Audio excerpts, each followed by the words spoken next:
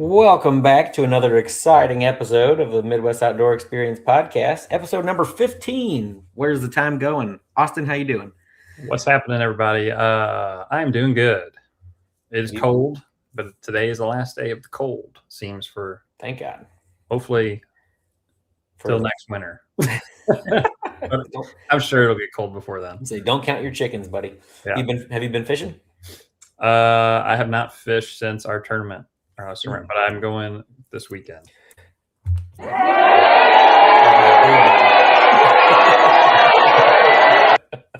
Anyway, so I took my dad and my brother out on a crappie trip, and we had a great time. It was a little bit slower than I would have liked, but compared to last year crappie fishing, it was way better. We had 2-man limit worth of crappie after about an 8-hour day, so we worked for them. You had to work for them. Weeded through a ton of small crappie to get our big was it really slow, or was it slow to catch the size that you? That's a better way to put it. It was slow to catch the size. I mean, I think I said earlier, I think we caught about 4 to 5 shorts to 1 keeper.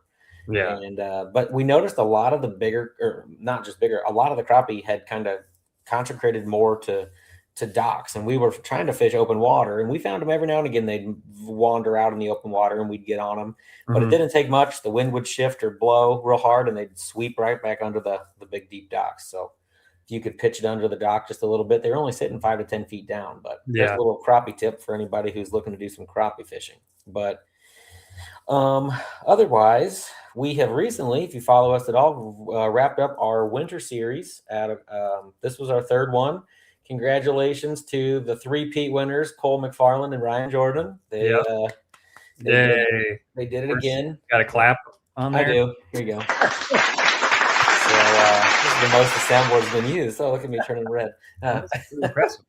But we had a great season. We just want to thank everybody again for coming out and supporting us. It was a blast. Austin and I absolutely love it. And congratulations to all the winners, overall winners, and then all the individual tournament winners, and even the small prize winners. So if you want to learn more about our series, go to our YouTube channel and check out some of our videos. The video just came out last Friday, so it's a really cool place. You'll kind of see how the tournament runs, and you'll see how Austin and I fish. And not top secret, but if you go like around the 32-minute mark, you'll see ESPN Top 10's top 10 net save. Saving Austin's 5-pounder is pretty cool. So shameless plug. Anyway, on top of that, so probably by the end of the week, if not this week, early next week, we have a winter series survey. We would like anybody and everybody to fill it out. Rather you fished 1, 2, 3, 4, or all 5 tournaments, or if you never fished a tournament and you have interest in fishing a tournament, we'd love to hear some feedback so that we can kind of cater this series towards you, the angler. Because that's what we are all about here, and trying to make this series as much fun and attractive to fishermen. And if you know anything about Austin and I, we don't call ourselves pros. We are we always like to say average at best, usually not even that. But so this tournament is for anybody and everybody, and there's tons of ways to win. It's a lot of fun. So we're already looking forward to year number 4, which will be starting in December. There'll be dates out later on that. But before I go any further, I need to quit rambling and introduce our guest today, Justin Luetkemeyer, and we're going to be talking about pre-spawn fishing. Yeah, on Lake the Ozarks. I'm going to bring him in here, and we will let him kind of introduce himself a little bit. Hey, what's going on, guys? Can you hear me? Hey there, Justin. Yes, we can hear you. All right. Well, I want to start off by saying how excited I am to be here and talk fishing with you guys. I love this time of year. The pre-spawn's super exciting. But before we get into that, I'll give you guys a little bit about myself. My name's Justin Luetkemeyer. I live right here at Lake of the Ozarks. I'm actually a full-time guide here at the lake. I started my guide business, Expert Angling, about 3 years ago. So this will be my 3rd season, and I'm loving it. I do all species, not just bass and crappie, spoonbill, whatever you want to catch. Usually it's whatever's biting for me. Make it easy on everybody. But yeah, I'm originally from St. Louis. I moved down here after I graduated Mizzou, and that's kind of where I started tournament fishing. Did the whole college fishing, and man, just fell in love with coming down here and fishing these bass tournaments. And I knew once I graduated, I had to move here. So that's what I did. And man, I love it. Love every second of it. That's awesome. That's so cool.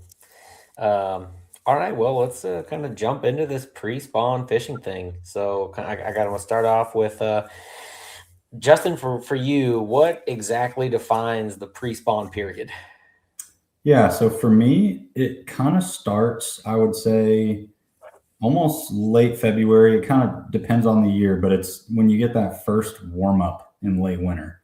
Because if you guys notice, like you get a random warm up in January, it doesn't really change what the fish are doing.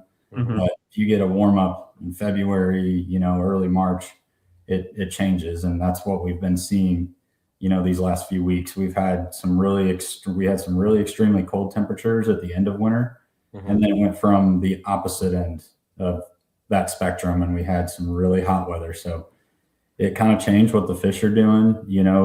For me, it's been a lot of shallow fishing. I'm still using the forward facing sonar, but not like I was a month or two ago. The fish are starting to scatter a little bit. They're not really as grouped up as I would like them to be, and how we all love them to be in the wintertime. So definitely changing a little bit, but I would definitely say we're kind of right in the heart of it right now, and as it keeps warming, they're going to go shallower and shallower, and eventually, before we know it, they're going to be starting to spawn. So the spring's moving right along. So you mentioned something about that they're not grouped up as much. Would you say that that's kind of the big difference between the late winter pattern and the pre-spawn, is that the fish kind of start leaving their groups and kind of branching off into Yes. Their own thing? Definitely. And I mean, you can still find them grouped up on like a stretch of bank or a point, but it's different now. Like, at least for me, I've been finding everything in less than 10 foot of water. And they're scattered. It's not like you're making the same cast, every, for 10 minutes and catching one every cast, or getting a follower every cast. You kind of have to search around for them and just kind of go fishing. It's a little bit different than it was, like I said, when it was colder about 3-4 weeks ago. Sure. Are you? Oh, go ahead. Awesome. I'm also gonna pick your brain a little bit. I'm gonna assume that you would say, like, the fish are not going to stay in that area necessarily as long. Yeah. Oh yeah. 100%. That's actually a really good point. Something else that defines the pre-spawn is how long they stay on places.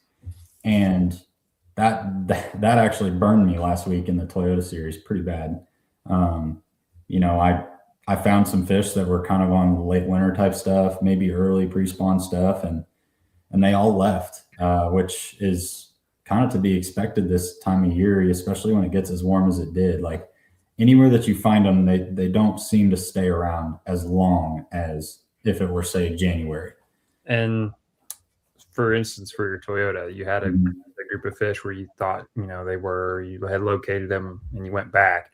Yep. And they weren't there. Do you take the time to try and move in or out and figure out where those fish went, or is it kind of like, they get too scattered, it's not worth your time to try and? I usually try to relocate them, and a lot of times you can. What really confuses me is sometimes when you can't. It's just like, there's all these fish here, they didn't leave, they didn't just swim out of the cove. But sometimes you just can't find them, and I don't know if they're there and they're just not active, so you can't see them, or they're really scattered. But a number of things can cause that. And in this past week, at least in my opinion, I think it was the really, really warm weather that really kind of messed with a lot of those fish that were grouped up. I see. In your opinion, where do pre-spawn bass position before they move shallow? Like, what structure are you looking for in this pre-spawn time? Yeah, so for me, it's a lot of nothing you guys haven't heard before. The secondary points and channel swing banks. Those two pieces of structure are kind of what I'm basing everything on right now. So if I go into a cove, I'm going to hit a couple channel swings, especially towards the backs, because the further they get in their process of moving up to spawn, they're going towards the back of the pockets. So like anything that's outside of a place that you think they're going to spawn is worth fishing. And sometimes you catch one, sometimes you don't catch any, sometimes you catch a whole bunch. But like we just talked about, they move in and out of those areas, and sometimes I think even multiple times in a day. And so timing is really important right now. I see. And you said channel swings and secondaries. If you could, what do you think the fish are they doing that because they can quickly move to deeper water if it gets cold? Why do they choose those kind of banks? It's definitely exactly what you said. I think the points are more of a feeding area. Like they kind of come out into the channel, and it's a good ambush spot for those bass, to get the bait fish when they swim by. So I'd say the points it's more about feeding. And I'd say those channel swings, that's more of a place where they go to feel comfortable. So like they can just move up and down really quick on that steep bank. And I've definitely noticed on the points lately that when you find them on a secondary, they're usually relating to the structure that's there. Like if there's a brush pile or rock or whatever it is. And then on those channel banks, they're relating more to the bank itself than anything. Like they don't care as much about the structure that's there. So I just find that interesting. And but I definitely think the points are more for feeding. Channel swings are more for just a comfort thing for them. But they're definitely both places that can hold a lot of bass, and you got to fish them. It's almost like two different moods of fish in each area, kind of. But, Yep. Absolutely. So this time of the year, you've got some good spots or something, or areas that you think there should be fish, right? And you went through and you said timing was a big deal. Are you more on the rotation side of going through this kind of the same areas and hoping you get in there in that right slot? Or are you on like, I fished it, let's just keep moving to new water that's, productive, that looks like that? Yeah, I tend to push more to, the fish new water, even though I know timing is a big deal, but it's one of those things. If I see a lot of fish there, or I catch fish in a spot, especially if it's early in the day, like I'm going to come back there. I'm going to go back and hit it again. Actually, in this AIA that we just fished on Saturday, we started in a pocket, caught 2 keepers. We left, fished 2 or 3 other spots, came back like an hour later and caught 2 more. And then actually we came back a 3rd time and didn't catch them later. So it can definitely help you, but you got to like know that there's something there. Right. It has to be because usually it's like, when I say it's a timing deal, it's not like they're not going to be there and then you come back an hour later and they're all there. Right. And it's possible, but usually for me, like you get a bite or 2 and then you come back and then maybe you catch a 5-pounder. Right. Yeah. You got some verification that there are fish there and they had some activity to them or whatever. Yeah, for sure. So a lot of people always bring up, hey, what's the water temp? What's the water temp? Like they want to know when they're coming. Obviously, Lake of the Ozarks it's so much lake that there's a huge variable with water temperatures. And we've talked about in the past that, if you go way up the rivers, that's going to usually turn on first because the water's going to be a little dirtier and compared to like the dam is kind of last, and it kind of snakes its way through the lake. What, in your opinion, is like your water temps that kind of signal the start of the pre-spawn? Oh, I would just say as long as the temperature is consistently going up. It's got to definitely be at least in the 40s though. Like, I mean, we did have some 30 degree, high 30 degree water for a while. Not going to have anything crazy happen when the water's that cold. But as soon as it got to like, I would say mid 40s, and it was like, but consistently, like mid 40s in the morning. Right. And it would get warmer throughout the day. That's when they kind of started to make the move. So I would look for like that 45. I see. So you're a tournament angler. So question for you, and like and I don't know if your strength is pre-spawn or what your favorite kind of time of year for fishing is, but if you were a pre-spawn guy, let's say, would you try to ever, or have you ever tried to chase the pre-spawn throughout the lake? Like maybe one weekend you were in the rivers, the next weekend you were down in the glaze, and then the following weekend you were down at the dam area, assuming the warming trend was going. Have you ever chased that kind of bite? Or do you just kind of tackle one area and like, okay, pre-spawn this week, kind of moving into the spawn the next, or how do you go about it? Yeah, that's a great question, and that's something I actually think about a lot. I really probably should kind of use the whole lake to my advantage. Like the lake is huge, you can use that to your advantage and kind of go. Like I'm very comfortable with more wintertime, like early pre-spawn fishing, and lately I've been kind of I love fishing the upper lake, any of the rivers. But I've been kind of pushing that because that's my comfort zone. But they're so far along up there that they're kind of doing some things that I don't really want them to be doing. So I should have been going to that lower lake because it's more stable there. The water stays cold longer. And so they're going to be in that pre-spawn longer down there. I see. So that's something that, yeah, I would say you can't go wrong either way. I mean, if you know an area and you're comfortable, there's something to be said for that. Like you're going to know, okay, as soon as if they're not on these spots, and it warmed up, well, they're probably going to be here. Right. But, there's definitely also, on the contrary, like I said, it could have helped me to kind of expand into an area of the lake that I know that they're doing what I like them to be doing. So if you are a pre-spawn angler and you like that kind of thing, if the rivers get real warm and they start spawning, they're all over the banks, I'd be going to that lower end and looking for, find maybe a jerkbait bite still or like that, on some pre-spawn stuff. Gotcha. So earlier, and this is kind of jumping back just a second, you said you like to go, especially in the back of coves for like your secondaries and channel swings or whatever. So come the spawn time, kind of fast and forward a little bit, a lot of people have a lot of good luck on like a main lake cut, just like, how does pre-spawn fishing in that kind of shape up? Is it kind of the same, or are they kind of hanging back, just waiting even more so until spawn time?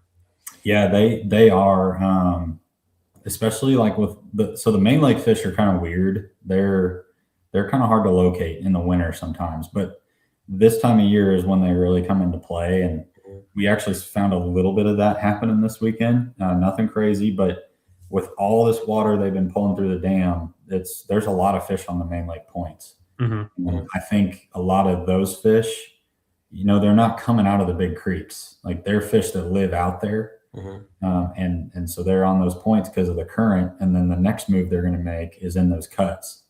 And just like you said, that they spawn in there. And I like places like that during the spawn because I feel like those fish being main lake fish, they may not be pressured as much because they're living all in big water versus a fish that, lives in the back of a creek where he probably sees a lot of baits. Sure. Yeah. So a little nomadic. Hard to track down. Absolutely. I guess kind of there's something that kind of ties into that, to those type of fish or whatever is, okay. So you say pre-spawn is the warming trend, right? We never stay in that. We always get some cold snaps and stuff like that. How does that affect your game plan, or what does it do to these fish, you think? Yeah, that's where it gets really tough. You almost just have to, because I feel like sometimes it affects them a lot and it really changes what they're doing, but sometimes it doesn't, even when you think it's going to. So you almost just have to, like, if we're in a tournament and we found some fish in practice, like I'm going to start with what I found in practice and see, and then just go from there. I mean, if it was, let's say it had been really warm and I'd found some fish in the back of a creek and then it got cold, I'll probably back off to like the first secondary point or maybe the first channel swing out of the back and see if I could find them again. And that does work occasionally. I mean, you can definitely relocate those fish. I'd almost rather have a cold front at this point in the year because I feel like if they're going to move, they're going to group back up versus, if a big warming trend, those days for me have been the toughest. Like the 80-degree days for me, those have been the toughest days. Interesting. So I would agree with that, at least for us. Seems for us that way too. Now, speaking of weather, while we're on this, is a little bit of wind. So tell me, I guess, how wind comes into play this time of the year. We'll start with just the wind, then we'll talk about the direction. Yeah, it comes into play for sure. It's more this time of year than almost any, maybe the fall, but any fish that's on the bank, relating to the bank, I think they're easier to catch when they're in the wind. So yeah, you can if you got a pattern going, secondary points, main lake points, I'm going to look at the wind direction and go fish that part of the lake. And yeah, I mean, your bait selection too is right. It opens your tackle box. I mean, spinner baits, crank baits come into play. I could even see a glide bait working right now. I mean, there's a lot of different things you can do in the wind, and it definitely helps you. Now, what about, we've had discussions of this before. What about like a north wind that's with a cold front? And do you think that affects them? Do you try and avoid that then, because it's kind of like, seems like it's maybe cooling that water off right there more? Or do you think it is what it is? Yeah, that I could see there being days where you'd maybe want to get out of it, especially if it's really, really strong. If it's just a ripple, I don't care what direction it's coming from. Like, I think it helps as long as the fish are shallow. But like a really strong, nasty north wind, 100%, I'm going to get out of that and try to find some protection. I mean, the good thing about our lake, though, is like when you get wind coming from one direction, you can get like this indirect wind. I'm sure you guys have probably seen it, like just like a little bounce off, and it's like a ripple. Sometimes that's the deal. Because direct wind, if it's really, causing a lot of wave action, sometimes they don't like that. Sometimes that's kind of too much for them. I want to kind of back up to the beginning. I should have asked this to start, or maybe I should have said define this. For somebody who maybe doesn't know, can you like define what the pre-spawn is? Like what are the fish trying to do? What are they trying to achieve in the pre-spawn time period? Yeah. So basically what the pre-spawn is it's the fish preparing for the spawn. So spawns, when they make their nests, they lay their eggs, do the whole thing. Pre-spawn, the females are like, they're basically developing their eggs. So they want to warm them up. And that's why they're going shallow. They want to get in the sun. If you guys fish a lot of docks, you'll notice like this time of year, you can catch them behind docks, but they're still going to be in the sun. Like they're not in the shade. And it's because they want to warm up. So they're not really worried about food. I mean, they're feeding obviously because they're bass, they're always going to feed, but they're more concerned with where they're going to spawn and that sort of thing, and warming their bodies up so they can do that. So yeah, everything that you should think about in the pre-spawn it all comes back to where you think they're going to spawn and back up from there. And you can even kind of look at a map and be like, okay, I know they're here in the wintertime, and I know that some fish spawn in here. So like, what's the route? And you try to basically look for the best stopping points on that route. And those fish, that's just places where they're moving from their big schools in the winter and they're moving back in those pockets to spawn. Where are they going to stop in between to warm up, rest, feed, do the rest of it? That's basically all they're doing. Awesome. Very well put. Thank you. So we were Austin kind of hit on the weather and the wind. What's your stance on the moon and the moon phase during the pre-spawn? What effect does that have on the fish? So the moon phase, I haven't noticed a huge effect on that. It could just be because I haven't been paying attention. But I know in the spawn, it makes a difference for sure. Like they move up with the full moon. Yeah. Full moon, like right before a full moon is going to be your best bite. And that definitely could be true now. I've heard a lot of guys, that have fished for a long time talk about like the crawdads, and they're eating crawdads right now. I'm sure, if you've fished any tournaments lately, you've had them in your live wells. And I know that they move around based on the moon phases too. So that's definitely something to watch for. I think right before a full moon is going to be a pretty good time to get some bites. Interesting. And then conversely, on like a new moon, maybe a little bit tougher, right? Yeah. I will say this though. I think during a full moon, the morning bite isn't maybe as good because they feed. If it's full moon, at least I've always heard they feed at night more. Interesting. So that might take away some of your morning bite, or maybe you'll get a really good like early bite and then it shuts off. I and see. gets better late in the day. So That was going to be my next question was illumination versus moon position, if that mattered. And it sounds like from what you said there, the full moon, obviously they might not bite in the morning as good because they were feeding all night, where, depending on who you are and what you believe with the moon and what it does to animals, if the position of the moon mattered more or not. So yeah, it's crazy. I mean, I don't know too much about it, but it makes a difference. That's all I can tell you. I can tell you it definitely makes a difference. Gotcha. Well, Austin, you got any more on weather / anything in that? Yeah, I got 2 things about it. Let's Go ahead. talk about rain first. Rain, we get runoff. How does that affect anything during the rain? Yeah, so it's a cold rain. You want to avoid the runoff areas. Cold water coming in, there's no reason for them to go to that. But if it's a warm rain, like what we had a few weeks ago, that can help you. That can kind of get those fish feeding. It can get them up and moving. Because like we talked about, one of their goals in the pre-spawn is to warm up. So like they're going to go to those areas where the most flow is coming in. If it was a really warm rain, like a 60, 70 degree rain, they want to get in that flow that's coming in, and that's going to get them a lot more active, and it'll open up some baits too, right? Because it's going to be dirty water. So you're going to have, your crankbait and spinnerbait and all the fun stuff play. I see. Austin asked about rain. What about a mud line? A good solid mud line. Good to fish along, avoid it. What's your opinion on that? Yeah, so I'll kind of use this past week in the Toyota as an example. We had there was a mud line coming down the glaze, like a hard mud line. I mean, it was like chocolate milk on one side, and then there was kind of a mixing zone where it was like a good stain, and then it was clear.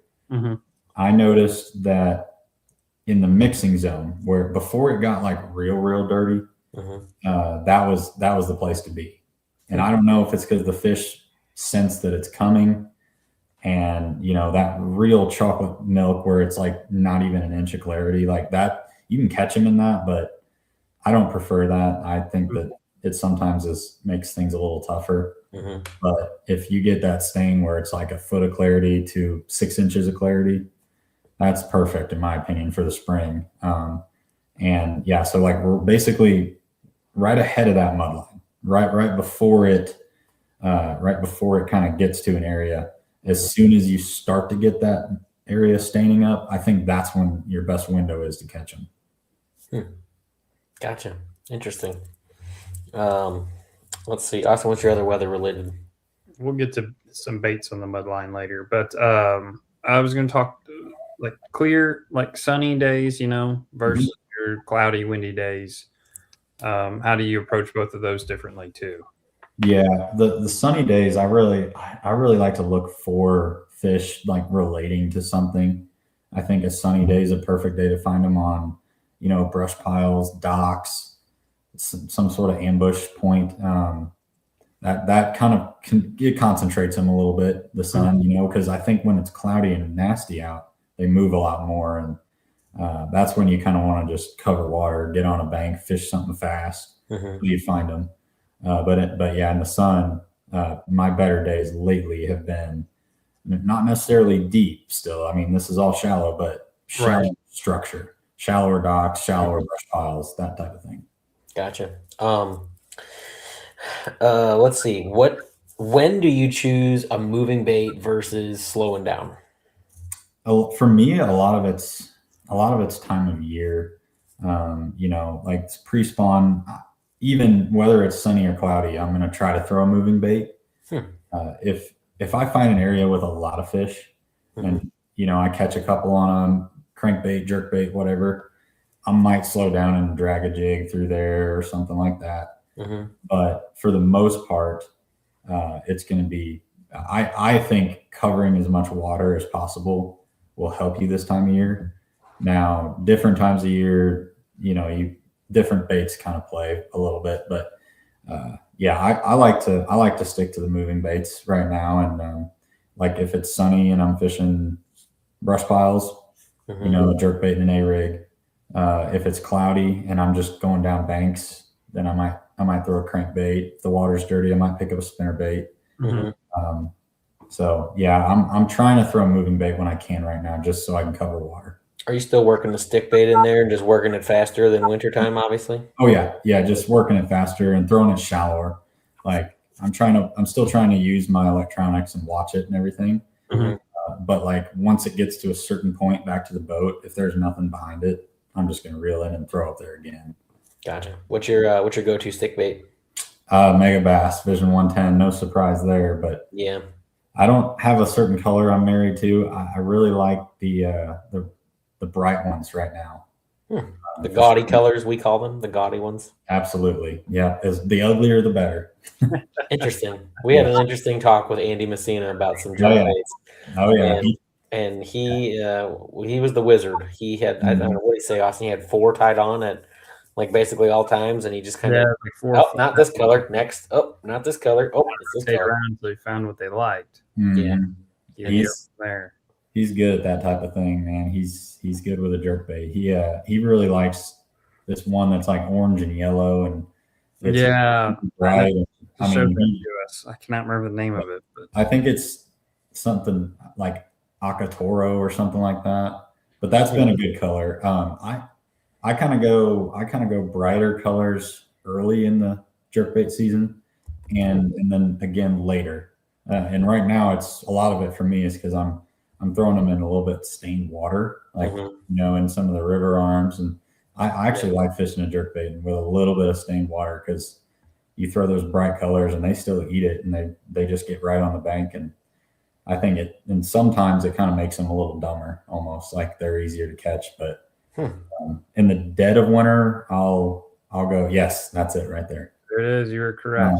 Looks like I'm going to Denny Dennis for a new one, Austin. Yeah. If you know anything about me, I have a horrible problem about going to my local tackle shop, Denny Dennis, and picking up a Mega Bass 110. I think every time I'm in there, and it's shameful how much money in Mega Bass I have in one of my Mega Bass boxes. Don't tell my wife. My favorite is to give Nathan trouble. He would have all these colors of all this like random stuff, and then he wouldn't throw it. Or like he would have an entire box, almost not an entire box, but quite a few like perch colors, like we would use in like Canada. Yeah. He'd like, oh, what do you think about this one? And I'm like, I wouldn't throw that here. And I always give him trouble about all his perch colors and stuff he has. Hey, one day, maybe I'll just move north and I'll throw my perch. Maybe you'll be lucky. You'll go up there and a pike will break them all off, so you don't ever bring them back. Yeah. Gotta be careful with those dang northerns. I tell you, man, they will swallow a jerkbait. They'll destroy it, and they'll destroy your net. They'll swallow anything. And really, my first cast of the whole trip, I was throwing cheap Strike King jerkbaits because I knew, and pike ate it. We netted it, and it ripped an entire hole in my net. I had to zip tie my net back together, and I'm like, this is going great. Ever since then, we've been fighting his net chronicles, the worst net ever. Oh my gosh, drives me good net now. That's a good question. What kind of net do you run in your boat?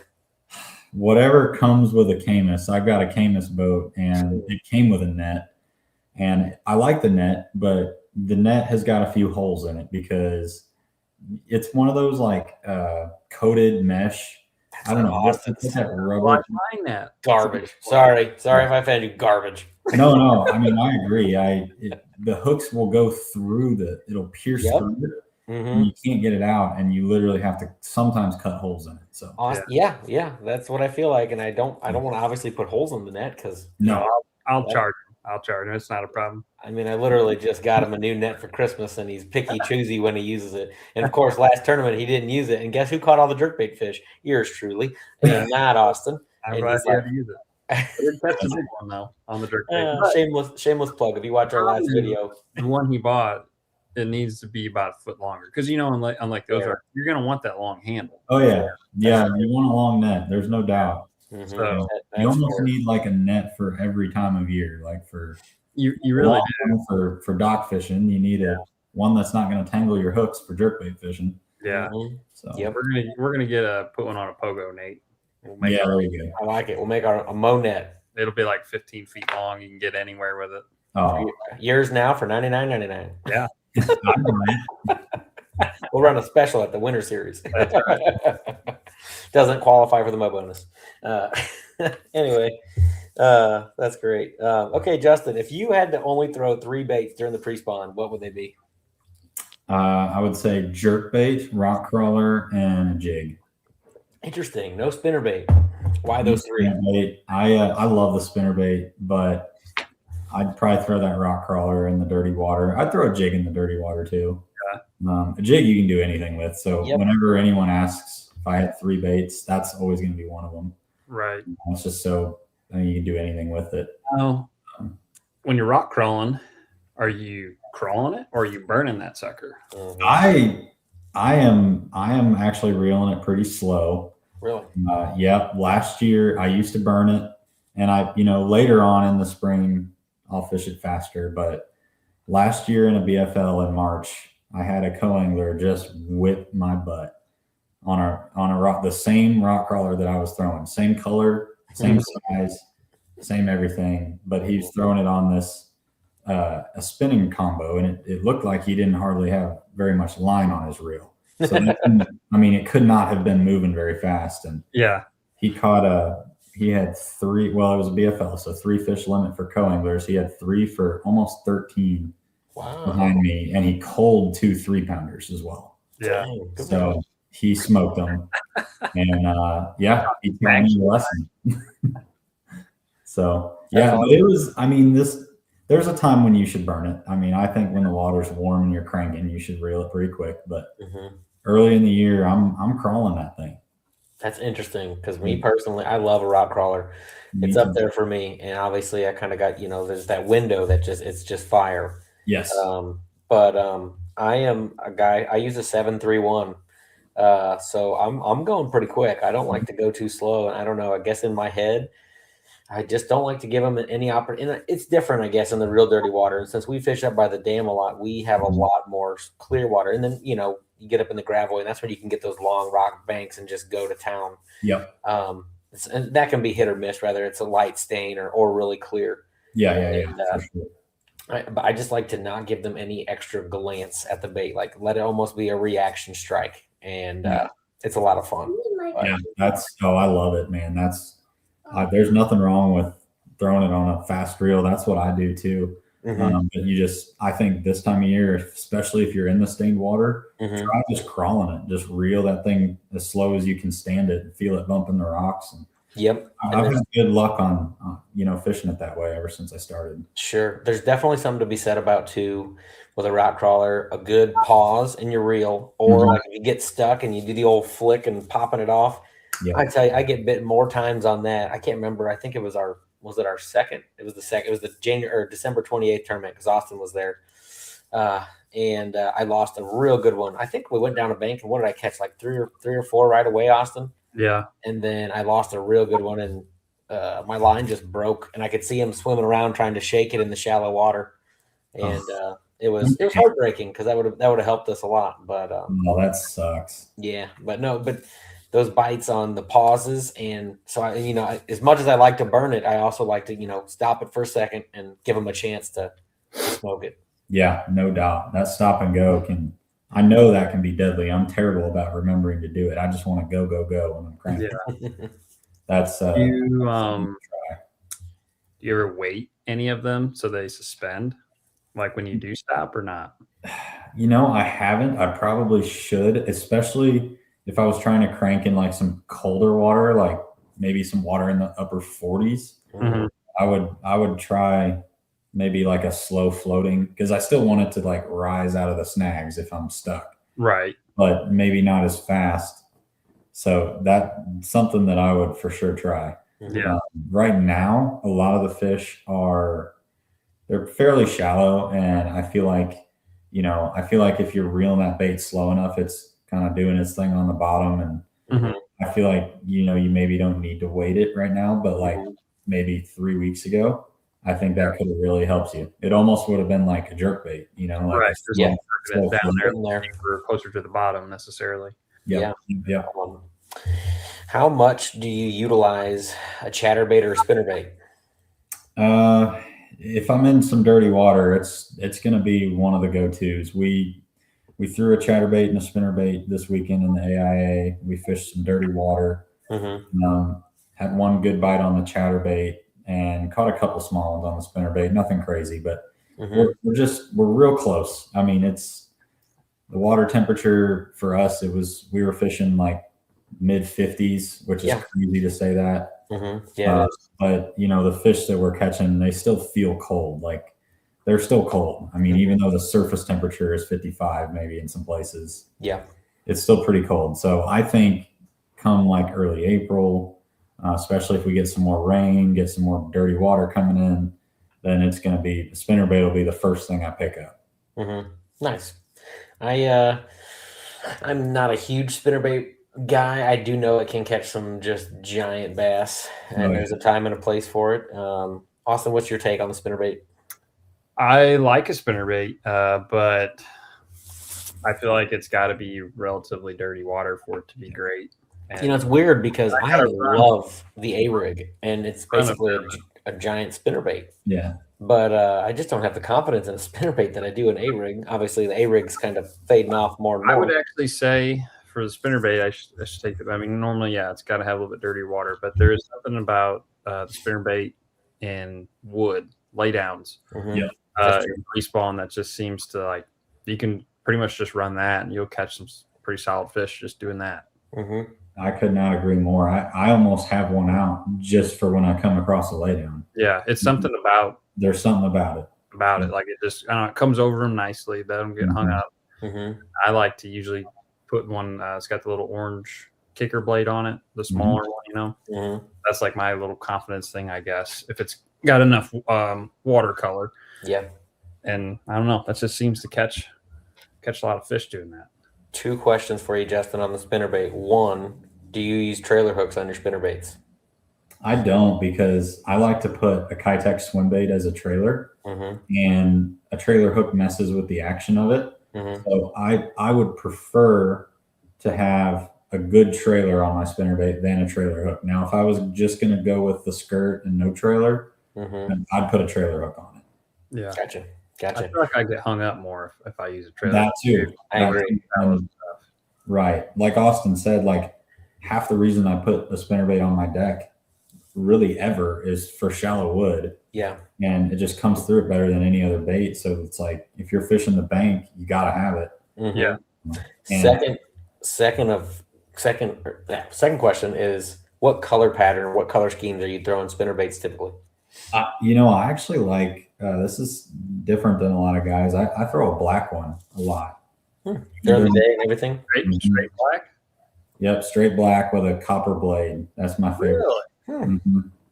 Yep. I don't know. That throws that except for like at night. Like I know black's popular for night, but I didn't know anybody. I guess just the contrast and dirty water. That's what you like? Yeah. I mean, black is just an underrated color in my opinion. I mean, it's pretty natural. Like I feel like you can throw it in clear water and it doesn't look super unnatural. Not that I really throw a spinnerbait in clear water that much, but it's good in dirty water. I mean, it's a solid dark color and it's different.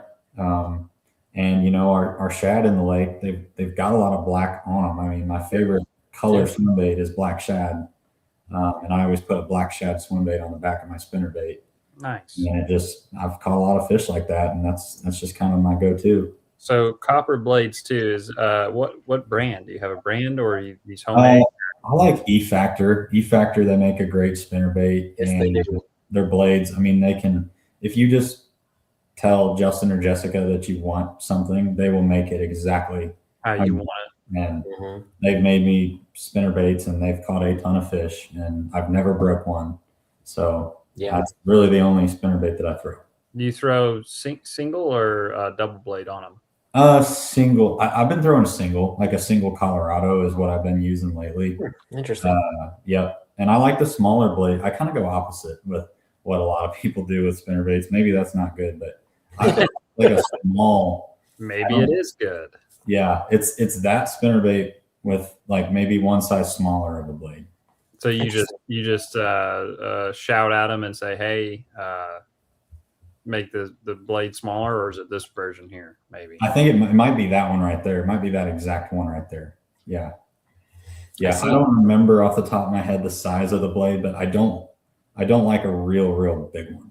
I just feel like I get a lot of bites on a small blade. Because I mean, I use a trailer that kicks too, so it's still putting off a lot of Right, you're getting a lot of thump on it. Is there a reason you like copper over gold and silver?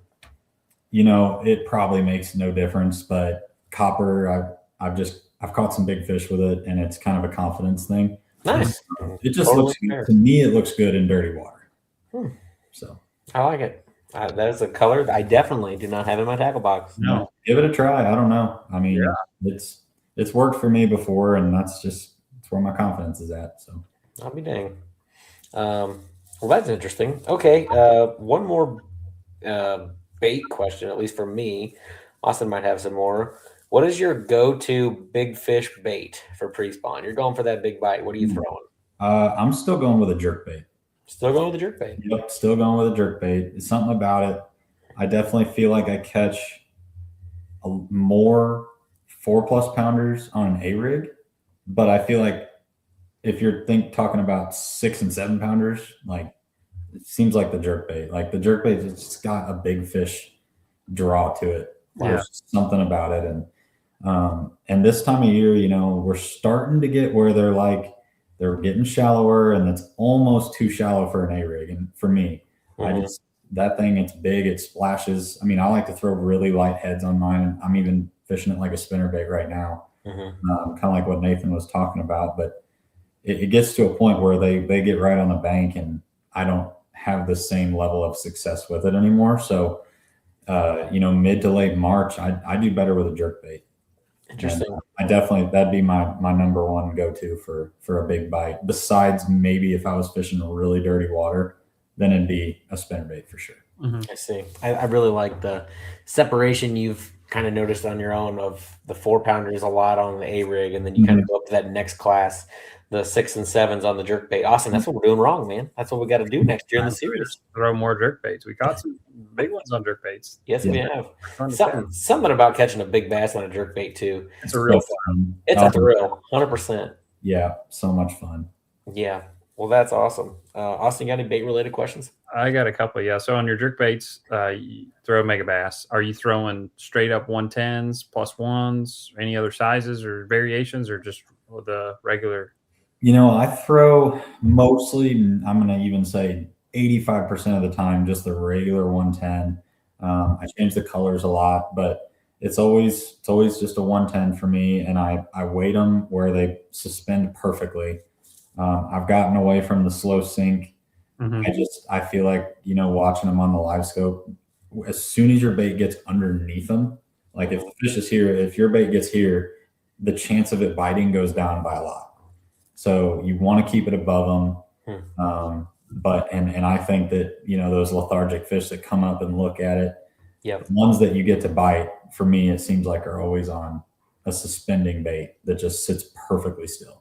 So that's what I try to do. I do use the +1s, like middle of winter when I'm trying to jerk bait real deep brush and stuff like that. I use a +1, but I prefer just the regular. And I've tried the juniors. I mean, the juniors catch fish too, but it's just on our lake, our fish like big shad. So I don't think there's an advantage to using a smaller one. Now at Table Rock, I do better on the smaller ones, but here I do better on just the normal size. I see. Gotcha. Let's talk about crankbaits a little bit too. I don't think we talked about this yet. What's your favorite crankbaits to throw for the pre-spawn? Oh, definitely the rock crawler. Love that rock crawler. And that's going to cover, I think it's the 55. It's like the normal one, 8 to 12 foot. I don't know if it really gets down 12 foot, but I throw it in like 4 to 10, I would say. And if I'm going to try to fish the bank, or I'm fishing something that's really, really flat, then I'll go to a square bill, and I like the Berkeley Fritz side. Fritz side. Is that a flat-sided bait, or is that a regular round? It's a flat side. It's a flat side, and they've got one called the Clickin' Fritz side that's got rattles in it. That's the one I like. So you kind of got two different actions there then, right? Because the rock crawler's got the bigger, wider, wiggle wartish style hunt to it. where the fritz side, that should be real tight, right? Because it's tight. It's like just a really, really tight, fast, almost like a lipless. It's totally different. Yeah. I really like that fritz side for super, super shallow because it doesn't really go that deep. I throw the 5, which is supposed to run 5 feet. I don't know if it really does. Right. I throw it right on the bank, and it seems to do pretty well. Are you paralleling? Yeah, you're paralleling. Yeah. Oh yeah, I tried. I mean, I might, if it's really flat, you kind of have to keep your boat out a little bit and do like a 45-degree cast. Sure. But I don't really ever throw a crankbait like straight at the bank. I'm trying to parallel as much as I can. Right. Keep it down there as much as you can. Yeah. What about your colors on those then? How does that vary in? I like the reds. I'm going to go like a solid red in real dirty water, something brighter, maybe some orange too. But reds and oranges for sure. And then in a little bit cleaner water, I might go translucent red. I also like that phantom green. We all have seen it. It's just a see-through kind of a green pumpkin. Yep. That's a good one too. I've actually done well on that in dirty water as well.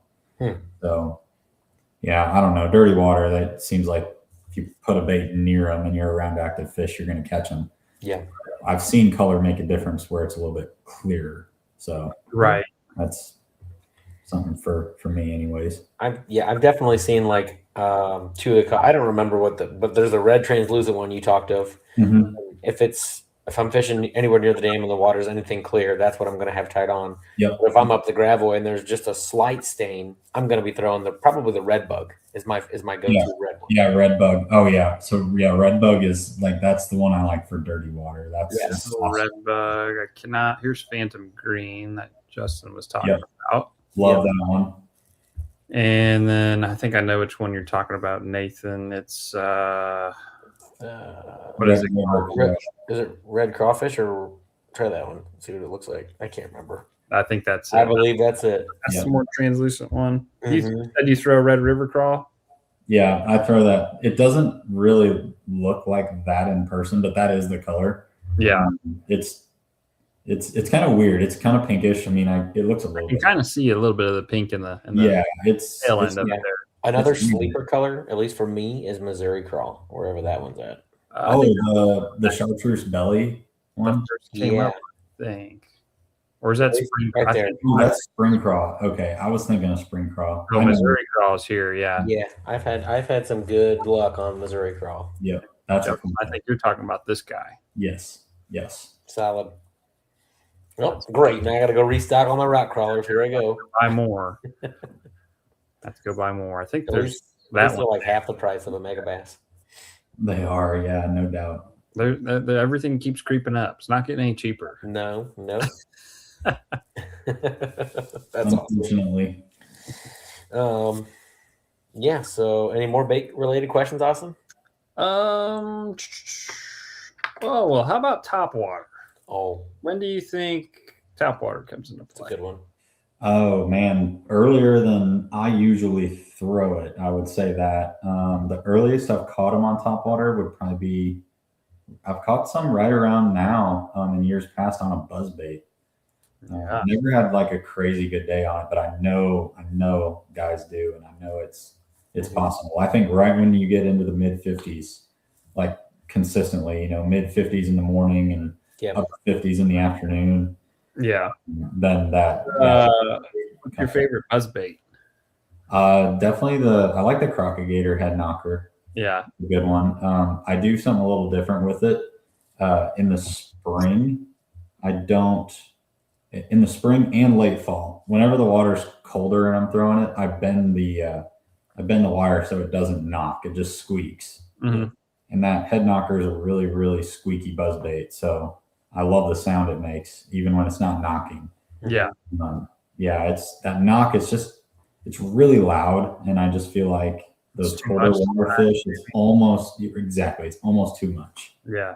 So yeah, as soon as they get close to spawning and you're getting water close to 60, you should start throwing it. Yeah. I'm going to do a little thing here. I got an E-Factor buzzbait. Yeah, E-Factor. That's a good one too. I used to throw, I have a bunch of old Strike King ones that are pretty much set up the exact same as this. And I talk about this in a lot of videos.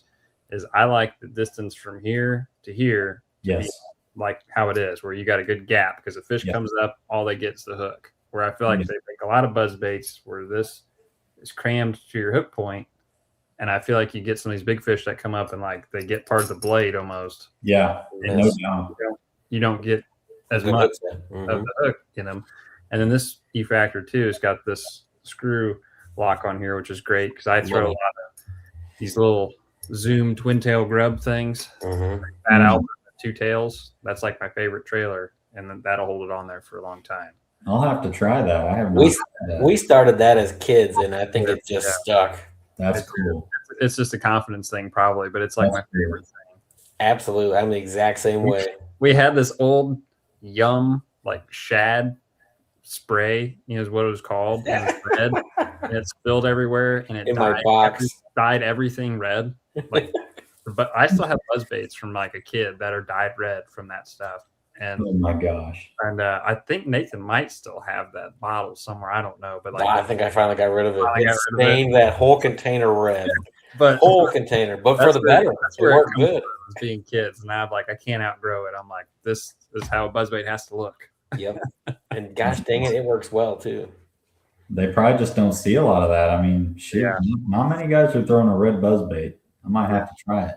Well, it's still, I would say it's still predominantly white, but it's definitely got a solid red, good bleeding stain. But then something about that double tail grub is a kicker. Yeah, that sounds cool. That's a cool deal. I might have to give that a shot myself. What about I guess while we're still on top water, are you a big whopper plopper or choppo kind of guy, or are you stick to a buzzbait? I like a plopper and a choppo. I do a lot more of that in the fall. Yeah, I like and I like walking baits too. So I'd say early in the year for me it's a buzzbait. Then when they're spawning, I like a walking bait or a popper, something slow. And then go through the summer and you get early fall, water starts cooling down. Then I like the choppos, whopper ploppers, and then as soon as it gets before it gets too cold to throw top water, then I'm back on a buzzbait. Yeah, that's my rotation. But yeah, no, I start out in the spring buzzbait, and then it kind of goes. I really like a popper when they're spawning. It's so much fun to throw. Yeah, it is. And just because it sits right over their beds and come up, and yeah, it's a fun deal. Also a thrill to catch a big fish on a popper. Oh my gosh, you're just fun. Like, please stay down, please stay down. Yes. Underrated for sure. They never stay down. That's one thing I know. If I'm not mistaken, Austin, I think that was what I was throwing a popper in the bash one year, me and you in that pocket in PB2, down in PB2 area. And the fish hit my popper and missed. And I was like, I just know that was a good bite. I go back in with a lizard, and Austin's like, we don't have all day. We can't just stay here. And I was like, one more cast. And sure enough, I pulled it up and cast a check with it. No. And I was like, that was money. And then I think later that day, I caught one on the opposite side. Small little pocket. He caught it on like the north side. I caught one on the south side. Both money fish, both like 4.5 pounders or something. No way. That's cool. Yeah. So that was good old whopper, good old popper story. But they are fun to catch on a popper. So I've got another kind of a bait question here for Justin. This is kind of unique. What is your least favorite thing to throw in the pre-spawn?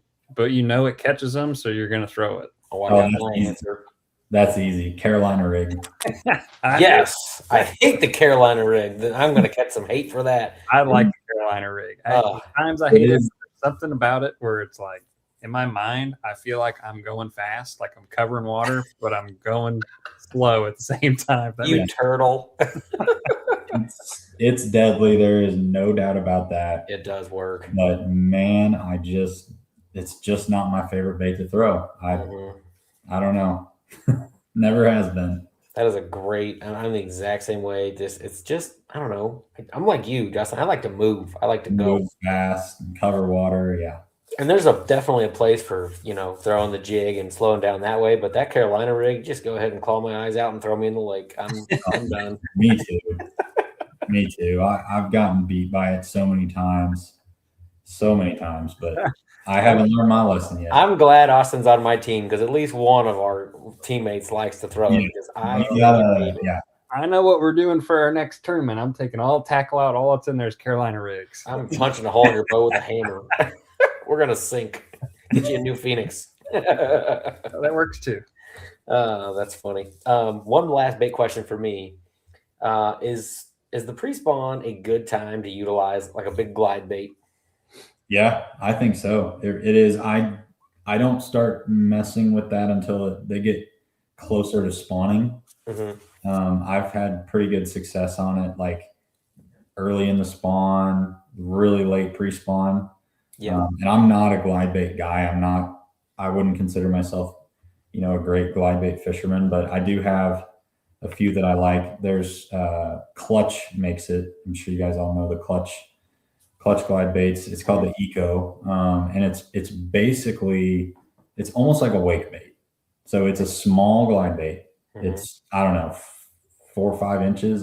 It's small, probably 5 inches, and it's light, so you can throw it on just medium heavy, like a jig skipping rod or something, and you can put it anywhere you want it. It doesn't make a big splash when it hits the water, and it's got, in my opinion, really, really good action, and it really doesn't go very deep, but I don't really want it to. I mean, it's kind of just sitting right under the surface doing its thing.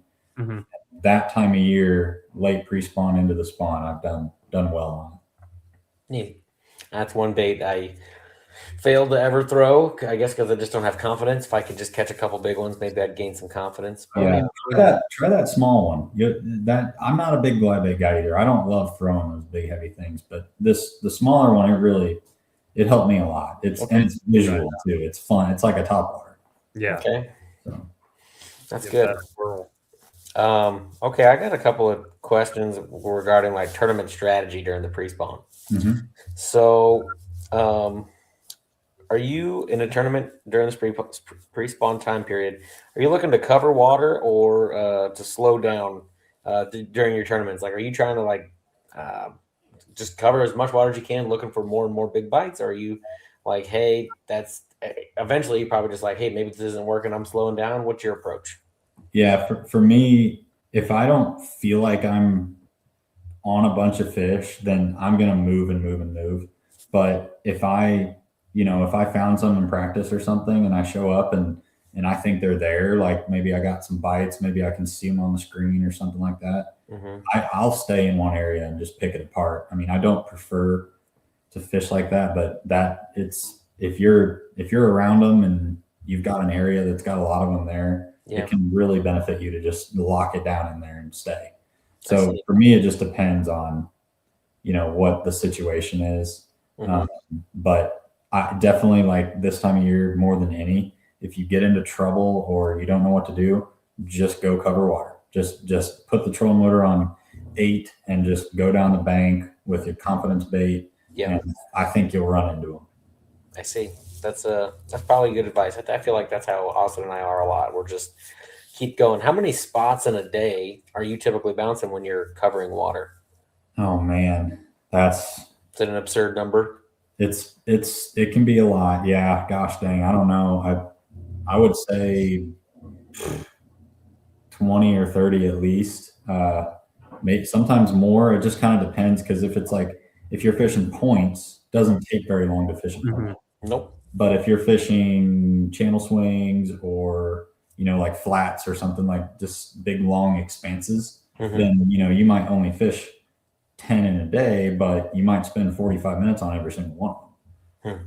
And you might be covering just an absurd number of miles. Yeah. Even though you're not picking up the trolling motor. So it just kind of depends. But I would say, yeah, like at least 20 spots in a day if I'm moving. I see.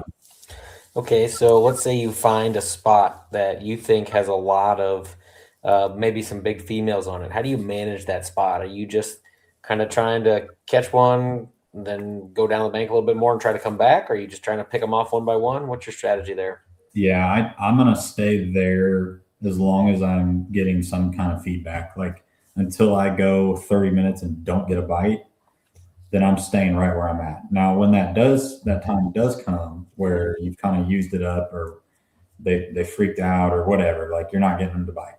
Yeah. And I'll just stay in that area and kind of pick everything else around it apart, even if it doesn't look good. Because I always think that if you're on some big fish on, let's just say they're on a secondary point. Well, what if it's just what if that cove you're in is just an active zone on that bank? And I just feel like, so many times it's like, oh, I thought it was just this one spot, but I went further down the bank and caught another big one. Or I went across the cove and caught 2 more. So I'll like really go through and work an area if I think there's big fish there. And then later in the day, I might come back and do it again. Like we talked about earlier, if you know that they're there on a certain day, I might hit it at least 2 times. But yeah, I'm not in a hurry to leave if I know there's big fish around. I might not catch them, but I'm definitely going to try. I see. What is your strategy if you're fishing a tournament and the lake's just packed, crowded, or if the tournament's real big? Do you try to just avoid the crowd? Do you just kind of intermix with them? Are you scared to fish behind someone? What are your thoughts? I've done okay fishing in crowded areas before, but what I don't like about that is I think that even the guys that aren't catching them are still disturbing the fish, and I think that makes them harder to catch.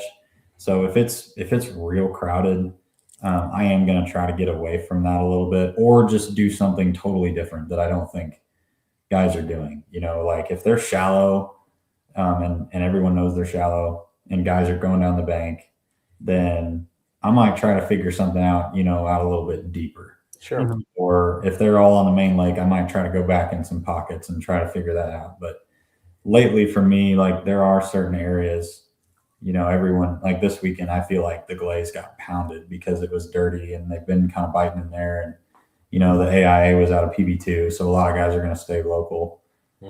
So we just avoided it. We ran up the river and we didn't do very great, very good, but I felt better. I was more confident because I wasn't going down a bank that had 3 boats that had just fished it. Right. So for my confidence, I like to kind of try to get away from that if I can. That's a good perspective, because I think we've had the conversation where it's like, oh, there's somebody fishing where we want to go, but we'll just let them pass, and then maybe we'll just hope that they're not throwing. But the perspective of, well, the fish are, maybe they're not eating what they're throwing, but they can tell there's something there, and maybe that's enough pressure that could steer away a bite or so. So that's a good perspective. Yeah. Austin, becomes psychological to a certain point too, of like just in your head, of like if you don't get bit, you're like, oh, it's I just get bit because they just fished it or something. Right. Then, you don't want your wheels to fall off. We all know how that goes. Oh yeah, no, it's all mental. So if it doesn't work for you mentally, then just avoid it, in my opinion. Absolutely. As far as tournament strategy, Austin, that's all I got for tournament strategy. I don't have any other tournament strategy. I got a few other questions about docks, and kind of how they come into play. The pre-spawn period, like how do you approach them? Is there any pattern around docks? Like, hey, you're at the first couple docks on the inside of a point, or I definitely think that could play like right now, like, because we're still early enough in the pre-spawn that I don't know if there's a lot of fish using the real shallow docks yet. So first couple inside of a point, I'm going to be looking at that. I'm going to flip behind them. I'm not really keen on shade. You might catch one under a walkway or under a corner or something, but I catch a lot of them just on the sunny banks behind the docks, because they're, especially the females, they're trying to warm up, and they just get back there because they want to be shallow, and that's where they're going to spawn. So I like to look for that. But as we move on closer to that spawn time, that's when I really I love to flip docks, like right before they spawn or when they first start. It's similar to the fall. I don't feel like I get quite as many bites, but maybe bigger fish. Right. And it's the same kind of, like, you go in a pocket and fish the last couple docks. The real shallow ones seem to be the best for me. What's your go-to flipping bait for them? And Oh, it's probably that zapper jig, the Crocagator zapper. I like a lighter one right now, like this time of year, like a 3/8 with a bigger trailer, so it just kind of glides around and doesn't fall real fast. That's the one I like. And black and blue if it's dirty water, green pumpkin if it's clear. Nothing too special. Yep, hard to beat those colors right there. Yep. I just got some random, kind of interesting questions, but I think they'll all be good. Do bigger bass behave differently in the pre-spawn than smaller fish? So, like, does a 4-pounder have a different pre-spawn pattern than like a 6 or 7-pounder, or do you think they're all just trying to get in the sun and kind of do their thing? No, I think you're right. I mean, I definitely feel like 4 pounds is like the cutoff, right? Like, I think if you catch a 2-pounder doing something, you could probably catch a 4-pounder doing it, but you might not necessarily catch a 5 or a 6 doing it. I think when you catch a 5-pounder or bigger, you need to pay attention to whatever you were doing, because that's definitely maybe not definitely, but almost positively a big female. Yeah. So, and you can usually tell, I mean, if they're all blown up, like, they're females, and those big females are elusive, if they always seem to do a certain thing. And if you figure that thing out, that's definitely how you win tournaments right now. That's 100%. Yep. Which pre-spawn belief do you think most anglers have completely wrong?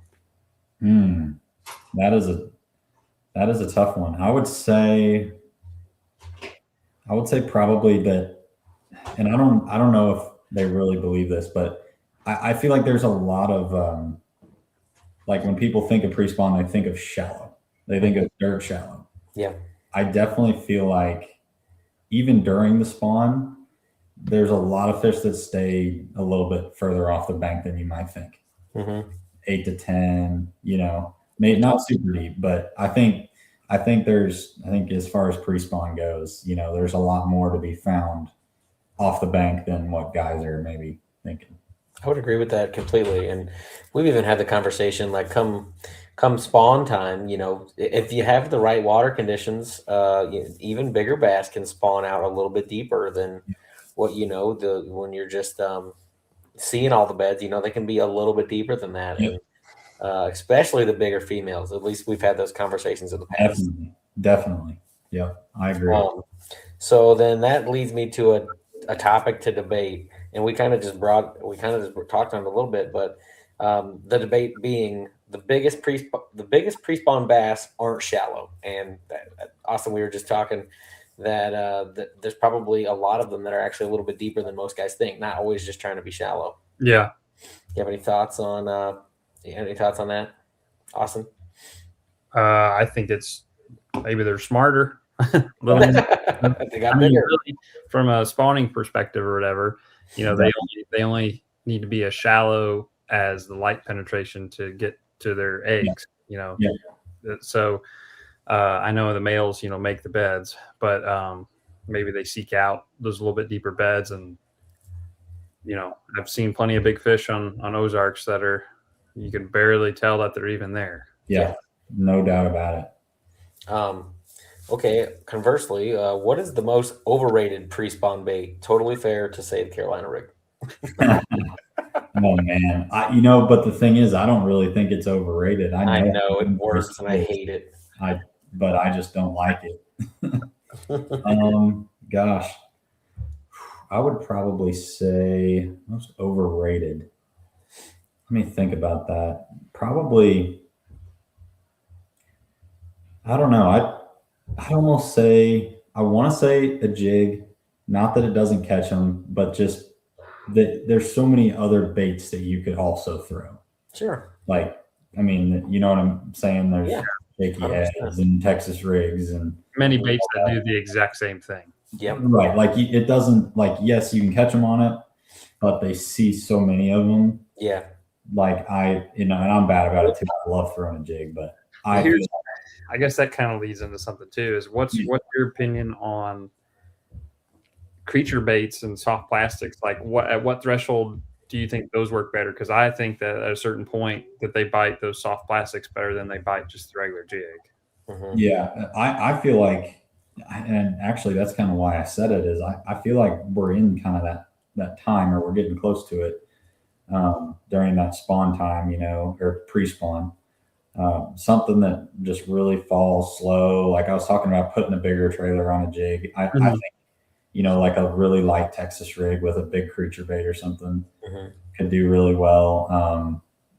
And there's so many fish in the real shallow structure that I do think of maybe a Texas rig is a little bit better as far as being weedless. So I might go to that more so than I would a jig if I'm flipping like shallow brush or something, visible cover. So I would say that, and if nothing else, like think about how many jigs they see. Yeah. And think about like the big bass bash. Like there's been a couple bashes I think have been won on a swamp bug in the spring, haven't they? Like that's something weird, kind of off the wall. And I just like that could get you that one extra bite right now. Yeah, 100%.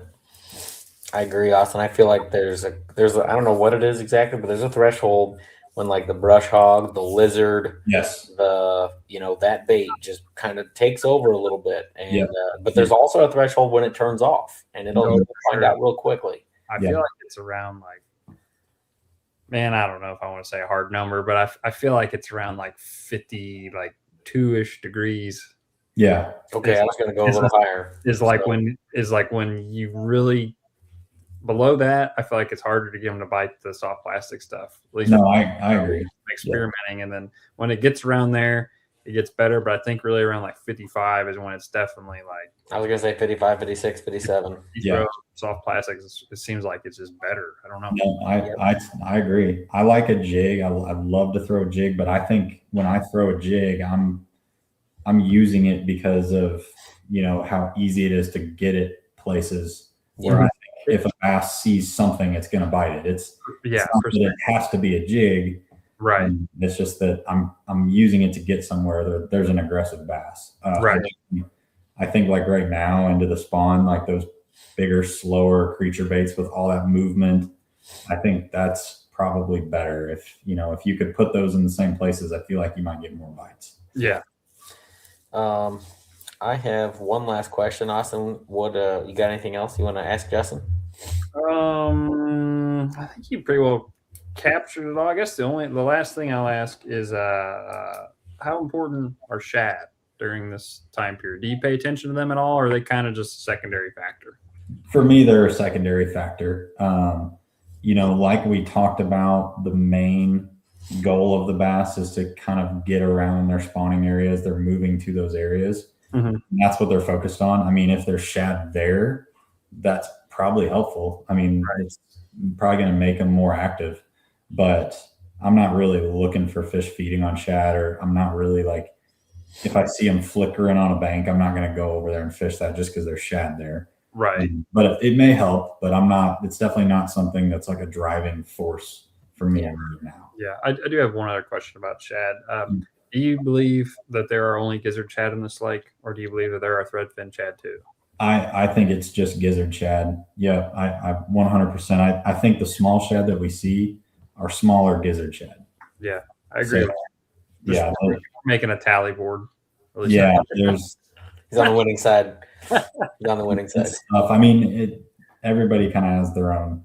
Yeah. That, but I mean, I've looked at small shad and they're all gizzards, at least the ones I've seen. And lakes that have thread fins, the bass act totally different. Yeah, like they don't do any of that here. So, like take Grand for example. It's a lake that's a lot like this lake, but Grand Lake has threadfin shad, and they go and roam offshore and get under the bait balls, and like they do different stuff on Grand Lake than they do here, even though they're very similar lakes. Right. I don't think the Osage River system has thread fins at all. Gotcha. Well, we've talked for an hour and 18 minutes. If you had just a little bit more time, Justin, I have an idea. Austin, do you want to pull up the Garmin map, and maybe we can have Justin kind of show us, like, because earlier we talked a little bit about from basically the bed to where they are in the winter, and maybe he can kind of like locate where he would think a pre-spawn bass might be sitting.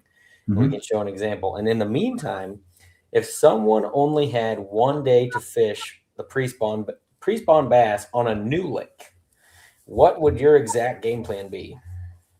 On a new lake, I would probably start main lake, and then I would work my way into a bigger creek, and I would fish anything that looks good. I'd fish, your main lake points, secondary points, channel swings, and I'd fish the very back.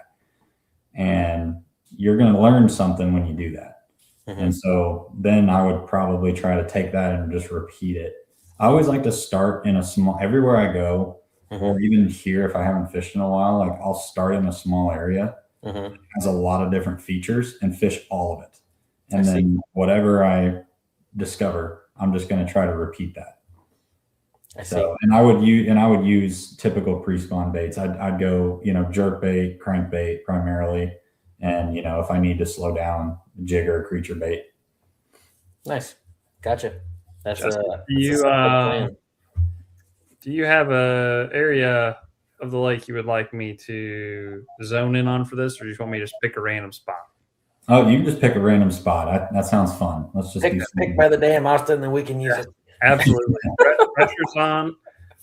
Hey, real quick, Justin Swass messaged me, and he told me that there used to be threadfin in the lake, and he hasn't seen any since 2015. So that would make sense because I haven't, since I've been fishing here, I've not seen any, and that was I started in like 2016 coming down here and fishing. Gotcha. So that makes sense. I'll give you the option here. You can pick this cove, it's got more fingers in it, or you can pick this one that's more straight back. Which would you prefer? Let's do that. That's Downing branch, isn't it? Let's do that one. The straighter one. Yeah, that one right there. Yep. Okay, so we're pre-spawn. Start early pre-spawn. How are you going to work this? How about you just tell me that, and I'll kind of pan around to where we need to go. I'll zoom out a little bit. I would start. I always like to start main lake. Okay. I would hit both of the points. There's actually kind of three of them. There's that one, and then that longer secondary that comes way out, and then that one. I'd hit all three of those with moving baits, right. and kind of see where I end up. If I catch a good fish, I might stay out there a while and fish some more main lake stuff, or I'll just lock it away and maybe go back out later. But I'm going to start with that. I'm going to hit those 3 points out there. And then I'm probably going to come inside the cove. And if you look at that left side, the channel kind of hits the bank. Yeah. It swings in right there. I like that. I'd probably run through that stretch too. Little channel bank. Would you focus on where it swings away a touch and gets a little flatter over here, or you mostly would be looking at the steeper stuff? No, definitely where it swings. I'd probably fish the whole thing. I'd probably start right there where the cursor is. Yeah. And fish from where it goes from flat to steep. And then I would just kind of work my way to that sharp little point right there.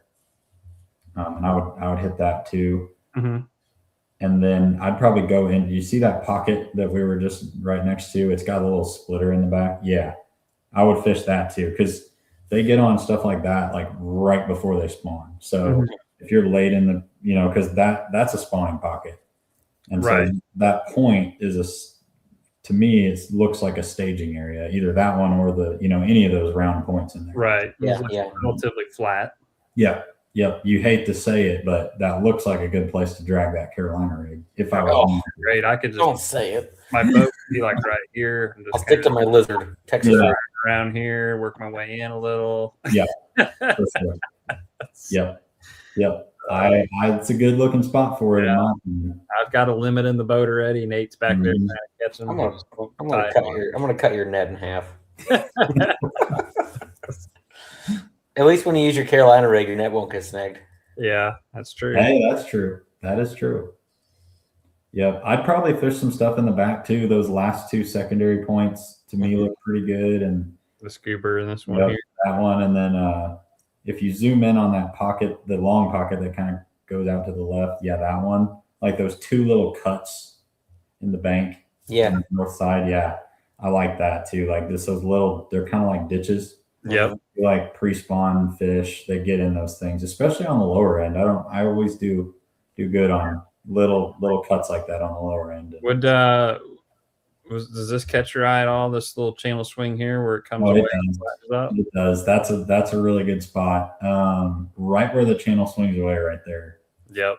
Is I would run through there and fish through that for sure. For me it'd be crankbait, jerkbait, maybe an A rig if I can throw it. Mm-hmm. And then when I'm fishing like back in the pockets, that's when I would think more about like dragging something. Sure, right. Slowing down. Yeah. Yep. So after all of that, let's say you find success, obviously, are you going to try to find a cove that sets up similar? Like maybe like Austin gave you that option at first. Would you try to go over and try to find the same bite in that? Or would you try to just keep picking all the coves and not be so particular about that exact setup and just be like, hey, back secondaries in the back, or maybe it was on the main leg. Hey, how would you go from there? So if I was in a tournament and I caught some fish in there, I'd probably stay in there as long as I could and just pick everything apart because I know that there was active fish in there. Yeah. But if I was practicing, I would kind of lock away what I've learned in that creek and I would try to do it in every other creek and see if it's a real deal or if it's just an area thing. I see. Well, that's awesome. Thank you for breaking that down for us because I think a lot of people can get a good lesson from that, including Austin and I. No, that's fun stuff. Yeah. Otherwise, I don't know. I think that basically is going to wrap it up for me. We're at an hour and 26, so we had an awesome conversation. I think the next most important thing is, Justin, how could people get a hold of you for guide trips and stuff? Yeah, absolutely. I've got a website. I'm on Instagram and Facebook. And so just shoot me a message. You could get my number online too and give me a call or email. I like I said, I run guide trips all year long. I do this full time and whatever you want to catch, we can go do it. So I'm looking forward to the year. It should be a good one. Cool. Awesome. Otherwise, Justin, we just got to say thank you so much for your time this evening and speaking pre-spawn with us. Absolutely. Well, thank you guys for having me. I had an absolute blast talking fishing with you. Absolutely. It's always good learning, and we both can talk fishing for as long as it goes. No, that makes three of us. Yeah. Real quickly, I do want to plug again. Hopefully by the end of the week, early next week, we'll have the survey for the winter series. If you want to fill it out, we greatly appreciate it.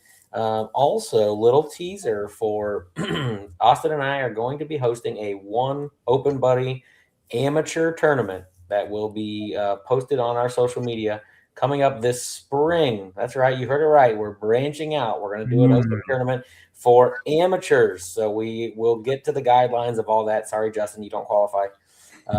So good fishermen like him, not allowed. Crappy fishermen like me and Austin allowed. So we'll be on the lookout for people like Justin with mustaches and that's right. But this tournament will be it's built for people who want to dip their toe in tournament angling and see what it's like. And it's going to be very similar to like our winter series, but no pros, no guides. We're going to have a whole list. So sometime in early May. So watch our social media. Just want to tease it right now. We're still working out the details, but hopefully you come out and join us when the time comes. So otherwise, that's all we got. We just want to thank everybody for tuning in. If you made it this far in the show, we appreciate you. Yes. And we'll have another one of these in April.